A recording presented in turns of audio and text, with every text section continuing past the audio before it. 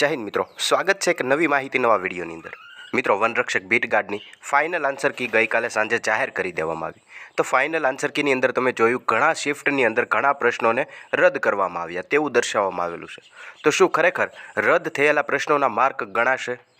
કઈ રીતે માર્કિંગ ગણવા? ફાઇનલ આન્સર કી આવી તેમની અંદરથી માર્કિંગની ગણતરી કઈ રીતે કરવી?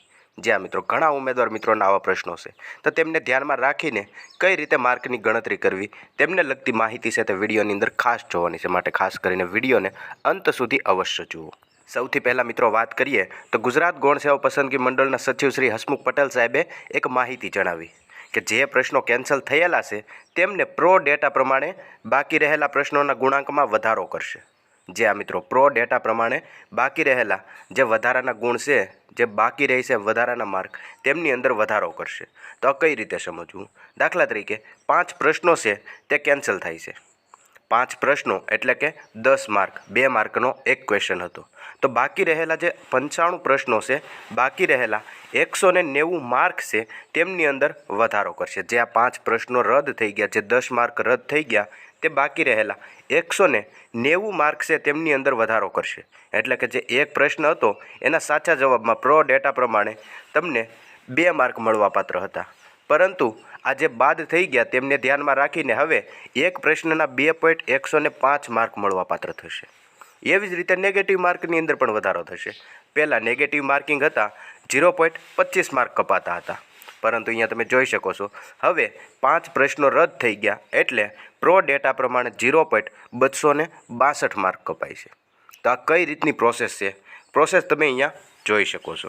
સૌથી પહેલાં આપણે લઈએ કે કુલ કેટલા પ્રશ્નો હતા? 100 પ્રશ્નો અને 200 ગુણનું પેપર હતું। તો 200 ગુણમાંથી આપણે વાત કરીએ કે 5 પ્રશ્નોને આખરે રદ કરી દેવામાં આવ્યા, બાદ કરી દેવામાં આવ્યા। તો બાકી કેટલા પ્રશ્નો રહ્યા? કુલ 95 પ્રશ્નો રહ્યા, અને 95 પ્રશ્નો એટલે કે 190 માર્ક। તો હવે તમારે 190 માર્કમાંથી ગણવાનું રહેશે, પરંતુ એવું નહીં થાય, હવે માર્કને 200માં કન્વર્ટ કરવા પડશે। 190માંથી 200ને કન્વર્ટ કરવા પડશે। તો જીપીએસસીની અંદર જોઈએ તો જીપીએસસીની અંદર કંઈક આ રીતનો પ્રો ડેટા મળતો હોય છે, જે તમે અહીંયા જોઈ શકો છો। તો હવે 200માં કન્વર્ટ કરવા માટે 200 માર્ક આપણે ઉપર લખ્યા અને નીચે 95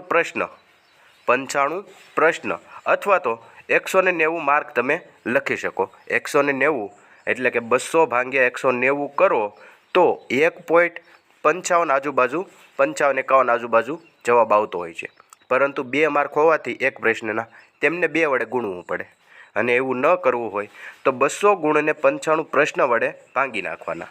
એટલે તમે જોઈ શકો છો કે 2.105 માર્ક મળે છે। એટલે 95 પ્રશ્નો જો તમારે મળ્યા હોય ને તમારી શિફ્ટની અંદર 5 પ્રશ્ન 6 પ્રશ્ન જેટલા ખોટા પડ્યા હોય તેમને બાદ કરવાના, અને બાદ કર્યા બાદ જે પ્રશ્નનો આંકડો આવે, જે જવાબનો આંકડો આવે, તેમને તમારે 200ની નીચે ભાગી નાખવાનો। એટલે જે પ્રશ્ન જવાબ મળે એ પ્રમાણે તમારે માર્કિંગ ગણવાના રહેશે। એટલે કે એક પ્રશ્ન સાચો પડે તો તમને 2.105 માર્ક મળવાપાત્ર થશે, 2 કરતાં વધારે મળવાપાત્ર થશે। અને આ જ પ્રોસેસ પ્રમાણે જો પ્રશ્ન ખોટો પડશે તો જે 0.25 માર્ક કપાતા હતા તેમની જગ્યાએ તમારે 0.262 એટલે કે 0.27 સમથિંગ આજુબાજુ કપાત રહેશે, માઇનસ માર્ક થશે, એટલે કે નેગેટિવ થશે। જ્યાં મિત્રો આવી રીતે ફોરેસ્ટ ગાર્ડની જે ફાઇનલ આન્સર કી જાહેર થઈ તેમની અંદર તમે તમારા માર્કિંગ ગણી શકો છો। જો કે નોર્મલાઇઝેશનને લગતું તદુપરાંત રિઝલ્ટ ક્યારે આવશે, જો ચૂંટણી પૂર્ણ થયા બાદ રિઝલ્ટ આવશે તેવી માહિતી સોશિયલ મીડિયાના માધ્યમે મળેલી હતી, અને આજથી ચૂંટણી છે, તો ચૂંટણીનું લગભગ રિઝલ્ટ આવી ગયા બાદ ફોરેસ્ટ બીટ ગાર્ડનું પણ રિઝલ્ટ જાહેર થઈ જશે। તો જે ઉમેદવાર મિત્રોને પ્રોવિઝનલ આન્સર કી બાદ ફાઇનલ આન્સર કી ચેક થઈ ગઈ હોય તો ફાઇનલ આન્સર કી પ્રમાણે તમારે કેટલા માર્ક થાય છે નીચે કમેન્ટ કરીને અવશ્ય જણાવજો। તદુપરાંત આવીને આવી માહિતી જોતા રહેવા માટે હમણાં ચેનલને સબસ્ક્રાઈબ જરૂરથી કરી લેજો।